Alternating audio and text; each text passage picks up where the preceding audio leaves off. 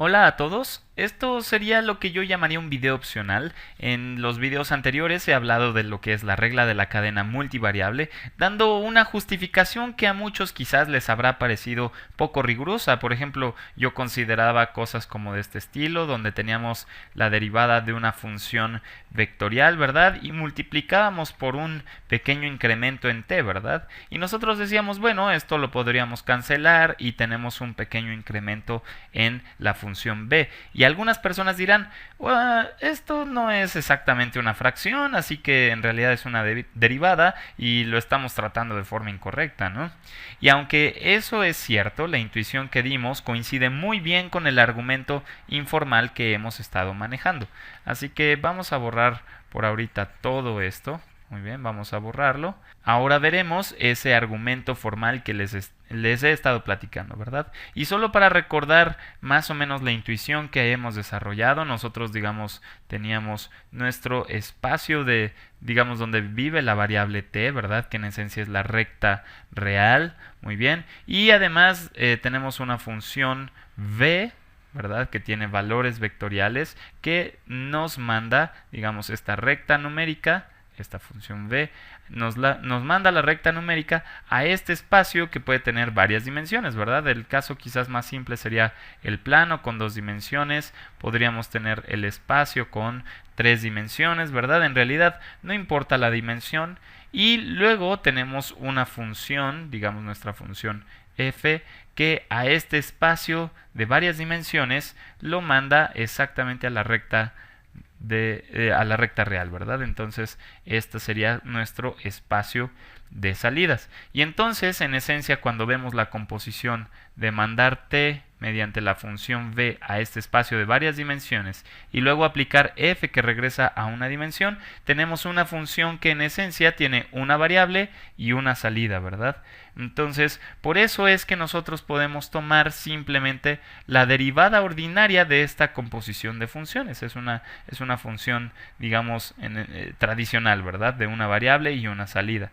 Entonces, siguiendo la idea de lo que es la regla de la cadena tradicional, la derivada de una composición sería la derivada de la, digamos, función que está fuera evaluada en la que está dentro, multiplicando por la derivada de la que está dentro, ¿verdad? Que es justamente lo que tenemos aquí, solo que la derivada de la función f es un gradiente y la derivada de la función de adentro pues es un vector y el producto que tenemos que hacer entre ellas es el producto punto. Muy bien.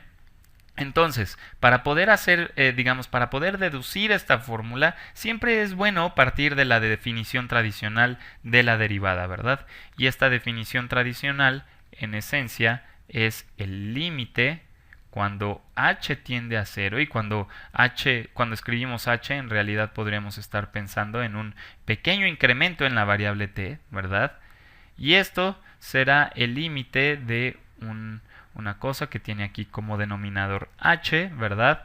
Y tendremos que evaluar f en v de t más h menos f de v de t, ¿verdad? Esta es la definición clásica de la derivada. Muy bien, en realidad esta parte de arriba corresponde al incremento, ¿verdad? Estamos calculando el incremento que tenemos de esta función completita. Muy bien, entonces ahora solo para tener un punto de partida vamos a recordar un poco de la intuición de la regla de la cadena, ¿verdad? Entonces nosotros digamos partimos de algún punto cualquiera por aquí, ¿verdad? Y pensamos en un pequeño aumento en nuestra variable t, que vamos a denotar con dt, ¿verdad?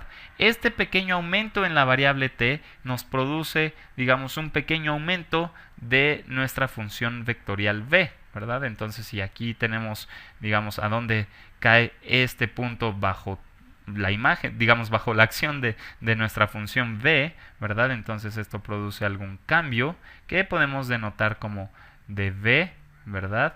Y este dv en realidad será proporcional al aumento, digamos, en esta variable t, ¿verdad? Y de hecho el factor digamos, el factor de proporción entre este aumento y el otro, pues será justamente la derivada. Por eso es que podemos pensar que cancelamos, ¿verdad?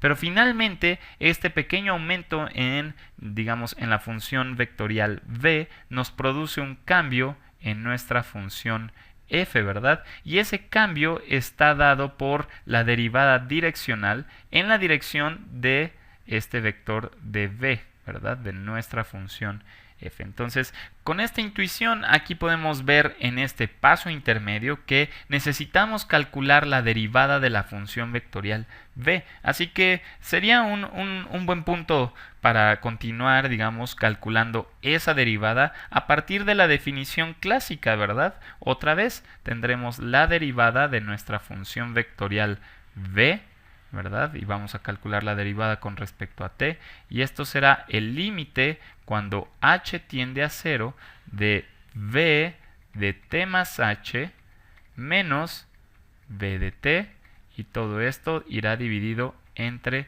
h. Y no hay que perder de vista que cómo se interpreta esto. En realidad esto es una diferencia de vectores, lo cual nos dará nuevamente un vector, y vamos a reescalarlo con digamos, con esta h, ¿verdad? Que es un número que está dividiendo a este vector. Entonces aquí hay una multiplicación de un escalar por un vector. Entonces el límite de todo esto será justamente un vector, es decir, la derivada de una función vectorial vuelve a ser un vector. Y solo para, digamos, poder escribirlo de mejor forma, vamos a considerar justamente esto de aquí. Vamos a copiarlo tal cual. Ok, vamos a copiarlo y vamos a pegarlo nuevamente aquí abajo. Entonces vamos a decir que la derivada será igual a este vector, pero necesitamos agregar también un error, ¿verdad? Es decir, es como lo que le falta a este vector para hacer justamente la derivada. Muy bien. Entonces, lo importante de este error es que tiende a 0 cuando nuestra variable h tiende a 0. Pues cuando h tiende a 0, justamente esto de aquí es la derivada. Entonces esto tendría que ser 0, ¿verdad? Y esto que hemos hecho aquí será muy útil para poder manipular todas las cuentas que vamos a desarrollar. En realidad, como a nosotros nos interesa saber, digamos, alguna forma de expresar v de t más h, pues aquí podemos observar que aquí se encuentra justamente v de t más h. Entonces, si multiplicamos ambos lados de esta igualdad por h, veamos qué es lo que obtenemos.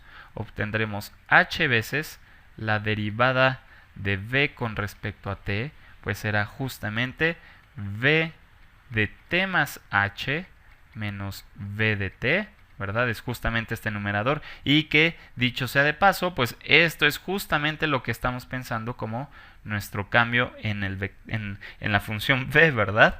Podríamos pensarse como ese pequeño empujoncito que tenemos en la dirección de la derivada, ¿verdad?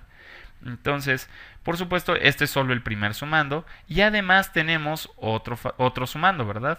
Más h veces la función error, ¿verdad? Lo que es el error, lo que le faltaba a este número para hacer, a este vector, perdón, para hacer la derivada.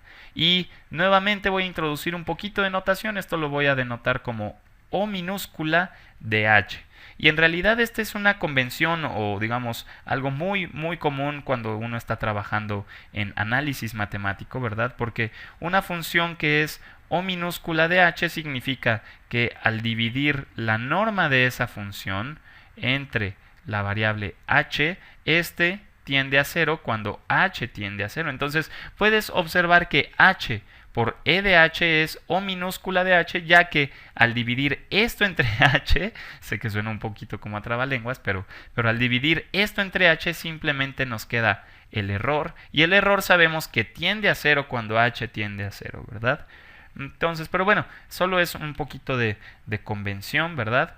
Y ahora podemos despejar quién es v de t más h, que era lo que necesitábamos justamente aquí arriba, ¿verdad?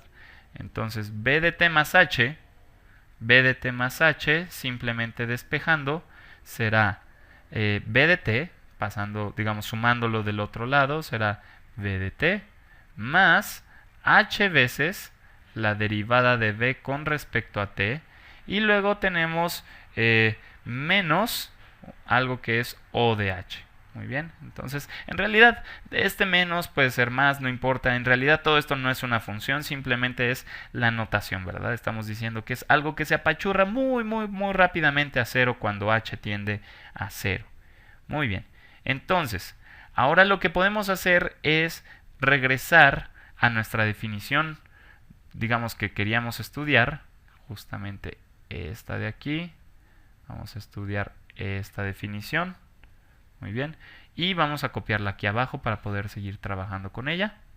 Muy bien, esto era justamente lo que queríamos calcular y ahora vamos a hacerlo, solo que vamos a sustituir esta b de t más h por esta expresión que tenemos aquí. Entonces esto será el límite cuando h tiende a 0 de la función f evaluada en b de t más h veces la derivada de b con respecto a t. Por supuesto, todo esto va evaluado en t, ¿verdad? Todo esto va evaluado en t menos, menos nuestra función o de h, que es esta cosa que se apachurra muy rápido, ¿verdad? Y luego simplemente tendremos menos f de b de t, ¿verdad? Hasta este momento todo esto que sustituimos era simplemente b de t más h. Aquí copiamos b de t, f de b de t. Y todo esto lo dividimos entre h. Muy bien. Y aquí viene, digamos, la parte interesante. Este O de h, como ya dijimos, es algo que se apachurra muy rápido cuando h tiende a 0, ¿verdad? Se hace muy rápidamente 0. Entonces, podríamos por un momento despreciar este término, ¿verdad? Vamos a ignorarlo. Sin embargo, ahora lo que tenemos aquí, ¿verdad?, es justamente una pequeña desviación en la dirección de la derivada de b, de nuestra función vectorial b, ¿verdad? Y si omitimos esto y observamos qué es lo que nos ha quedado, justamente estamos viendo que tenemos un aumento en la dirección de la derivada y esta es la definición de la derivada direccional en la dirección de la derivada de nuestra función b, ¿verdad? Otra vez suena a trabalenguas, pero lo que acabo de decir es que esto es la definición de la derivada direccional en la dirección de la derivada de b y esto de nuestra función f evaluada en b de t. Muy bien, esto es la derivada direccional. Y justamente tú dirás, bueno, falta más para llegar a la fórmula que tenemos arriba. ¿Cómo calculábamos la derivada direccional? Pues simplemente será el gradiente de nuestra función evaluada en el punto que se encuentra aquí y hacemos el producto punto con la derivada de b de t. Muy bien, aquí faltó su flechita. Muy bien, así que si subimos a ver, todo esto coincide con la intuición que habíamos generado en videos anteriores, ¿verdad?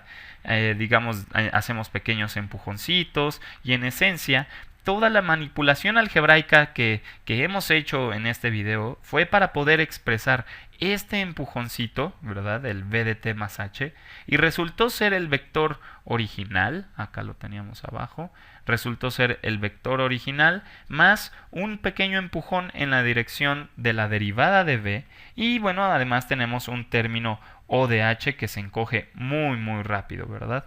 Y en esencia, al final terminamos con una formulita, ¿verdad?